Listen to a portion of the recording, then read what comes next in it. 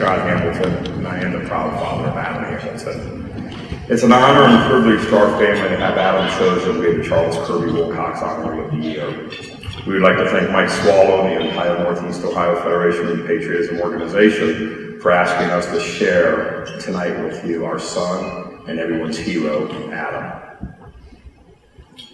The fact that we are asked to share who Adam was with you tonight is humbling, but at the same time, it's not an easy task because as Adam's parents, he's still Adam to us, and he'll always be that. So how does one, especially a parent, begin to paint a portrait of 22 years of a beautiful life so that everyone will see what we saw, what we loved, and what we'll remember forever in our hearts? Over the next few minutes, I'm going to try to introduce you to my son, Adam.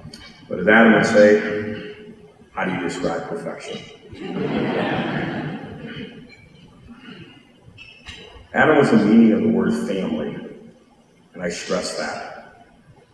Adam came from a non-traditional family, but when I say non-traditional, I just don't mean a split family.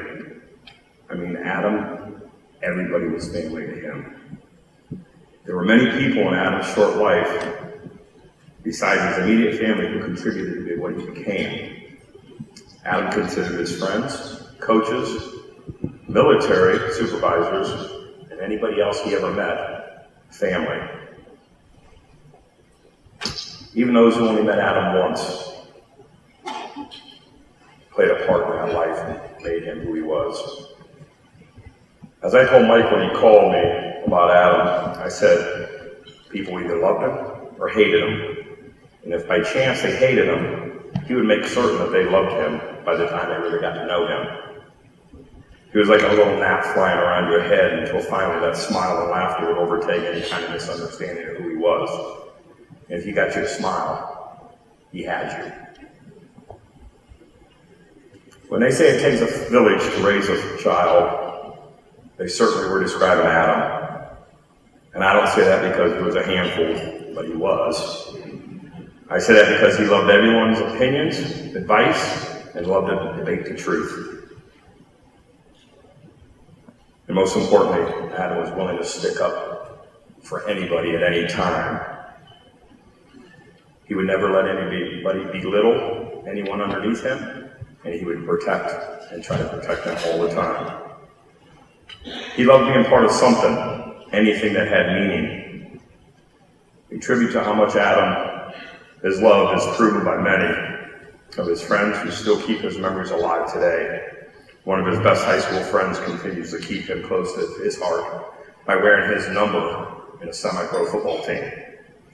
Another one of Adam's close friends this summer got married, and he came to me and asked if Adam could be in the wedding party. He knew all along that Adam would be in his party, and he asked if that could still be happen. And of course, we honored that. So, very difficult time, at a wedding to see an empty chair and a rose, and a person walk down the aisle knowing it was supposed to be your son. But that's how much he meant to people, and they wanted to continue that. One of Adam's battle buddies traveled 5 hours recently on Valentine's Day in a storm just to see his gravesite for the first time. And while she was here for her short visit, we had dinner and talked about the first time she met Adam. She said it was her favorite story. Adam came into her office to sign out a vehicle, and on that day there were 2 lines of people waiting, and Adam just walked right to the front of the line. And she said, who are you? And he looked at her like, well, I'm Adam. And she held back her laughter and sent him back to the end of the line. But as time went on, every time that Adam would have to run, get a vehicle out or something like that, he would go to her and her coworker and tease her about being mean to him. And they became close friends. She was deployed in Afghanistan and was injured and was told she'd never walk or run again. But she's recently finished her first Army marathon and attributes her courage to Adam, who pushed her along and teased her and told her to never give up.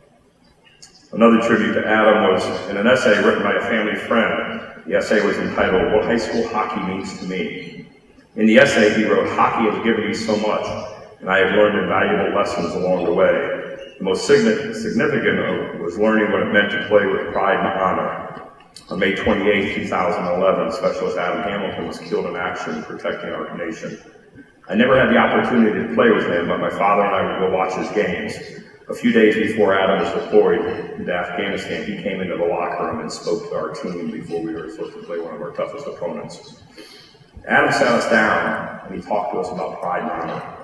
He stressed to us that every time we put on that jersey, that we needed to remember on who we were and where we come from.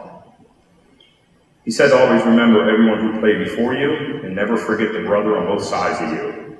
He told us to play with passion, more passion than any other team could. Adam told us that the pride and honor will triumph over all and to play each game as if it was your last. He talked to the team and then he talked to me privately. I can still remember every word that came out of his mouth, and it was the last time I ever saw him. I play in Adam's honor every time I skate on the ice.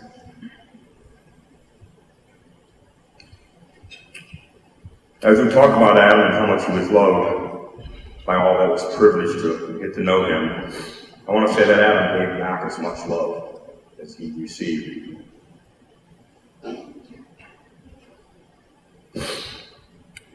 Before going to Afghanistan, Adam had a tattoo placed above his heart. It was a tattoo of Ohio with his parents' initials in it. He said every time he missed home, all he'd have to do was look into his heart and know we were there. And out of his freshman year of high school, he anticipated playing hockey with his older brother, Brandon. Brandon had played hockey the previous 2 years, and going into high school, he chose number 13 because it was unlucky for everybody else, but he thought it'd be lucky for him. Brandon decided not to play his senior year when Adam was a freshman. And when Adam was home for Christmas before he was deployed, he wrote a letter to his brother. And in the letter he wrote, "My number one memory is to be able to skate and play on your high school hockey team." We both know that did not happen. But what you have to understand is, it did in my eyes. When you left, I chose number 13 for a reason. Every time I put on that jersey, I'd skate with part of you. To Adam, honor and family were not only words, they were his way of life. A large banner now hangs next to the United States flag at the ice arena at Kent State with number 13 in his honor. You've read Adam's accomplishments and honors in this program. But following graduation, Adam attended Howard Community College in Maryland to play lacrosse, and then he returned home to Lakeland Community College. His desire to go into the Army in 2009, brought on by his need for belonging as a part of a team, is what he needed. His exact words to me was that he had to join the ultimate team. And that's something I did not understand until he enlisted and he was in the military. And for all of you that are in the military, I'm sure you do understand what that word, the ultimate team, is. We found out quickly and was very proud of it.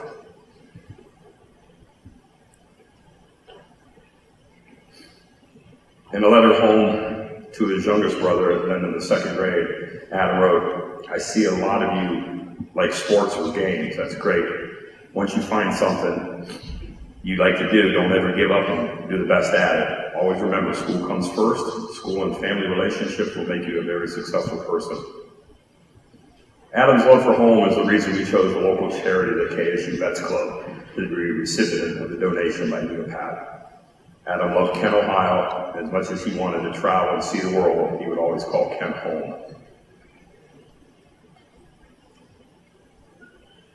I hope over the last few minutes, you got a glimpse to see who Adam, better known as Ham, was and still is to our family.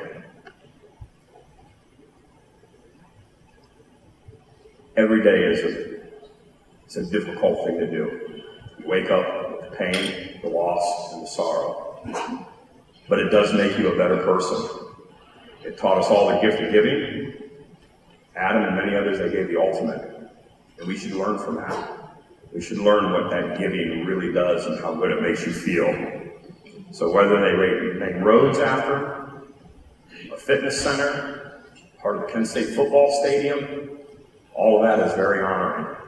But nothing heals more than the gift of giving. And every one of you should feel good about what you're doing tonight. To be here in attendance and to give back a little bit is the most healing thing any of us could ever ask for. To know this community has wrapped their arms around us and tried to comfort us with our loss, you can rest at night knowing that you guys care. So I just want to thank every one of you for your efforts. Continue to support the men and women who have given their sacrifices for us, who are still serving us.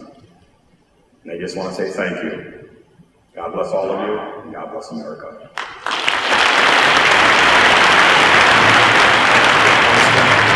Scott, can you stay right here? Give a round of applause, please. Thank you so much. Scott, thank you. One of our NEOPAT board members, Mike Kudak, is here. Mike has something special for Scott.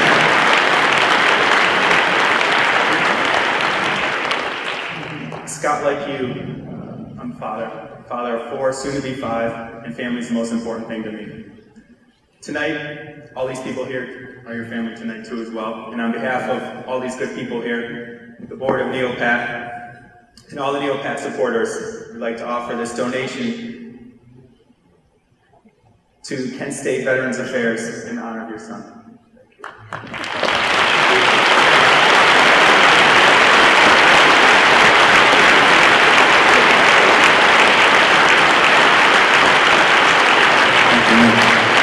Thank you, ladies and gentlemen. Appreciate it. Thank you so much.